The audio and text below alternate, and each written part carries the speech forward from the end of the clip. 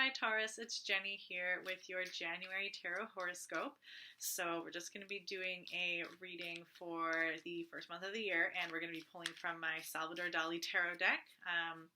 The first few weeks of the month is Capricorn season, and then towards the end of the month we're going to be rolling over into Aquarius. Whoops, there's your card. It just jumped right out. All right, that was quick. Okay, so we have, what do we have? 1, 2, 3, 4, 5, 6, 7, 8, 9. We have 9 of Swords reversed. This is what she looks like this way. So we have this figure, almost looks like she's in stone, of this woman reclining back. And there's this angel kind of looking like it's at a bedside here, and this kind of bird above here. All these swords here, and came out upside down like this. Okay? So let's see what the 9 of Swords has to say. Okay, 9 of Swords. Here we go. A wealth of knowledge. 9 swords symbolize a very broad mental horizon. If it becomes dark on the horizon, you will experience a deep personal crisis. The swallow and angel that can be seen on the Ace of Swords stand for the hope of spiritual guidance in difficult and eventful times. As soon as a person starts going their own way, they enter dimensions of being that are uncharted because no one has been there before. Once we redefine our own individuality and comprehend the uniqueness of each and every life, our horizon will shift. Nightmares and nagging thoughts are an integral part of this process. Do not be afraid. Take your time to digest the new state of affairs. Accept doubts and disappointments, but do not succumb to despair. Accept responsibility for your situation. There are new possibilities and new horizons ahead. Go forth and explore them. The time has come to think about your thinking. Reevaluate your ideas from a different perspective. Try to comprehend what your thoughts really mean. Beware of irrational actions and automatic reactions. Do not let yourself be provoked. It is no mere coincidence that the structure and color of this card remind us of the Stars and Stripes, the flag of the United States of America. The land of unlimited opportunity is associated with many conspiracy theories which time and again force the country to confront its own ghosts. This is a unique aspect of the Dali Tarot. Practical advice: accept responsibility. You will find spiritual guides, see the angel and the swallow, to help you during the transition to a new horizon. Do not be too deterred by temporary obstacles or difficulties. Keep your feet firmly on the ground and reach for the stars. Okay, so we got some changes. We've got some new horizons. We've got some potential storms on the horizon. And we have help. Whatever's going to happen, you're not going to be at it alone if you pay attention to whatever form of spiritual guidance or guides are going to be present with you. So this will be interesting for you. It really depends on how much you are able to both accept responsibility, as it said, and also kind of let things happen. Go with allow change to happen, allow the boat to be rocked a bit. And that might be tricky with you, Taurus. Taurus is a fixed earth sign. It's the steadiest, solidest of all the signs, which means it doesn't love being rocked around. Doesn't necessarily, you might not have change be your favorite thing. And so there might be this tendency to be like, oh, I don't want this to happen. And that resistance and that digging in the heels to the change in the new horizon is what can make what might otherwise be a rain shower a storm, by just resisting it. And so part of the accepting responsibility is kind of like accepting that what is happening, like not being in denial to the truth of what's going on, and not being in resistance to the way the flow is taking you, and just moving on into the next stage. It can come with some uncomfortable things. It can come with fear or feeling like, well, now you're just starting over from scratch. You were in a good place where you felt comfortable and in mastery. Now you have to start over. Whatever it might be, like it's fine. You don't have to like demonize those thoughts or be like, I should just be able to deal with this. You can accept all of those doubts, and that's fine if you're disappointed, but you don't need to wallow in it. Try to look at this as new opportunities for mastery, new opportunities for adventure, and that's part of this whole suggestion, to try to look at things from a different perspective, and to think about the way you think, and think about the way you react. What is your automatic reaction to a storm coming in to your life, or a change and a sudden shakeup? what's the reaction? Is it to like run and hide and ignore it from happening? Is it to look for somebody else to take responsibility? Is it to, okay, like take stock of everything that you have and make sure you've got everything and all your kind of ducks in a row? Like, notice what your reaction is, and then instead of immediately following on that action and doing what that initial kind of drive is, just be curious and think about it and say, okay, interesting. This is how I react. And then you get to choose, do I want to do this or do I want to do differently? You may find that you're like, yeah, no, actually my reactions are really good and on point and this is helpful.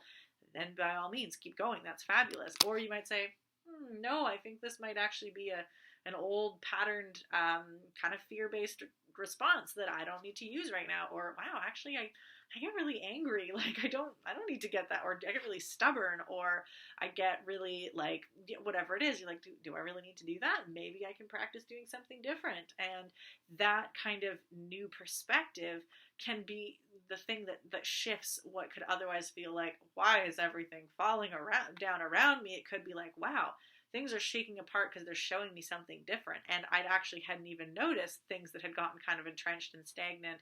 And now that it's all kind of shook to a different, and things have fallen in a different place, there's a whole new opportunities that have come that I didn't really even notice. So there is a lot of really awesome opportunity that comes from great change, especially if it's something that we resist because we weren't going to make it happen on our own. If it's something that we didn't want to do, which means we're going to discover things that we probably wouldn't have discovered if we were always the thing in charge at the helm. So, don't know what it's going to be. It's going to look different for all of you, whatever it might be, though. Again, the crisis, there's a phrase, and I don't know who said the phrase, I can't take credit for it, that crisis is change delayed. So it is normal and good in our life to experience change. Our whole body is a process of different changes of metabolic things happening. The seasons change, weather changes, life, our stages of life changes. So change is good and important. And sometimes we can block change and we can try to hold things in what feels like an opportune state, and we can just like kind of keep it and say like, oh, that's the best. And then if we start restricting change, that force builds up, and then when it finally breaks through and forces change, that's when we have a crisis. But the crisis wasn't necessary if the proper flow of change was allowed to happen.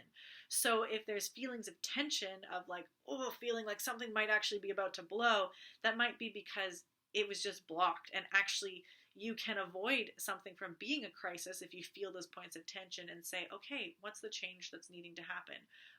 And even if the change is just a new perspective, what's the new way to look at this so I can allow that pressure to vent and allow the change to catch up without having it be an explosion? It doesn't have to be a crisis.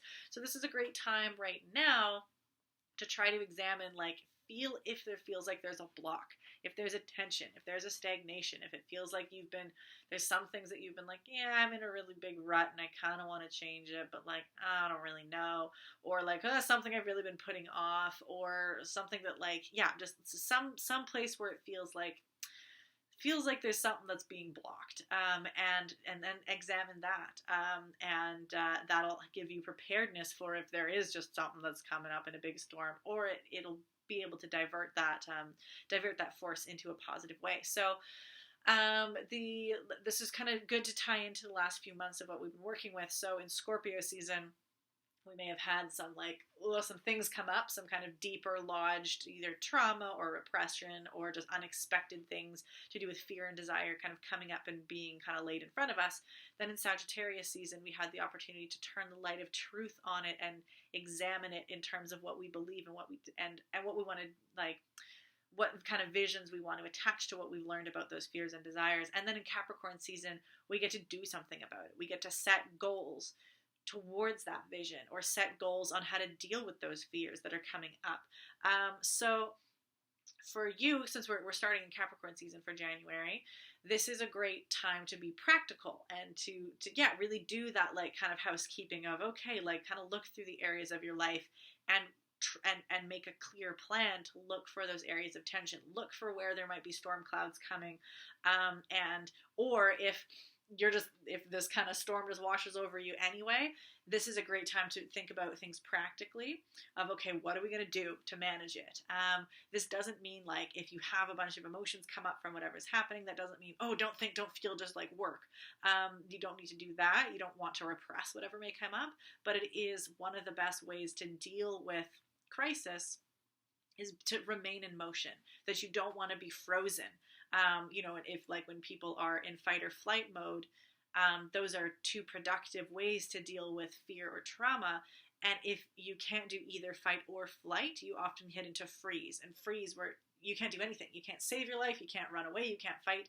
And that is not a great place to be. So being in action and taking clear kind of Capricorn steps, it'll help you not be in freeze, whether that freeze is from fear or whether just indecision or whether it's just resistance and stubborn of like, I don't want things to be this way. And so you get frozen in the space of the difference between what you want to be and what's actually happening.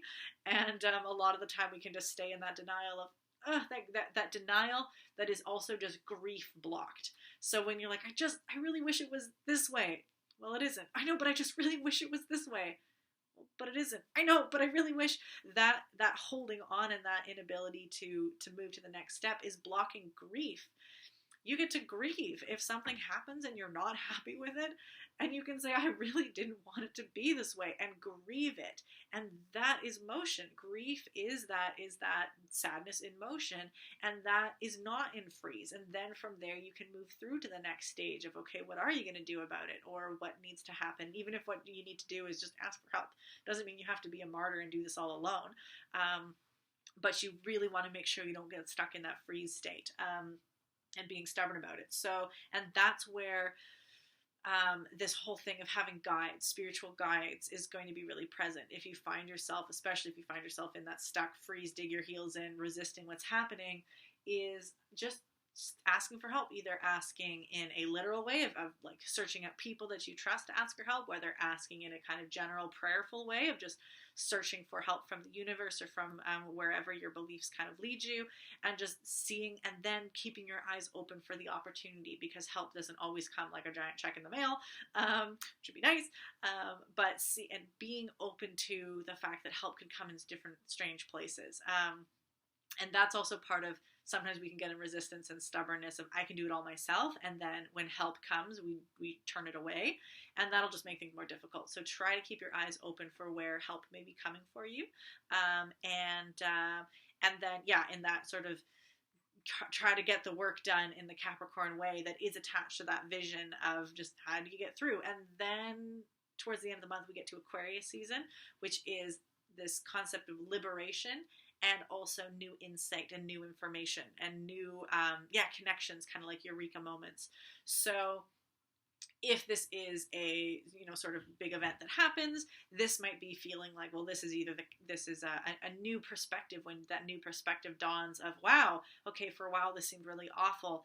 Towards the end of the month, when we hit Aquarius season, you might suddenly have an insight of this is what this was about, or oh, this is a new opportunity, or oh, I couldn't figure out why this happened, and now I figured it out. That like aha moment, which comes with it the sense of liberation. Instead of feeling like you are a slave to fate, that just things are happening out of your control, it's suddenly this liberation from it, where you realize that actually, as long as you don't have an expectation of the way the world is supposed to be, as long as you aren't totally entrenched in the way you think things have to be, you get freed from this fear of fate coming in and messing up everything, when there's really nothing can be messed up if there's no one way it's supposed to be.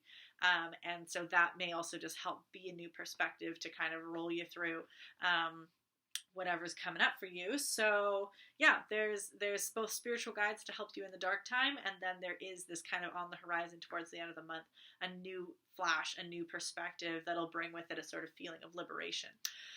I think that's all I'm going to give you, again, just this last little bit of practical advice was accept responsibility. You'll find guides, and don't be too deterred by temporary obstacles. Keep your feet firmly on the ground and reach for the stars.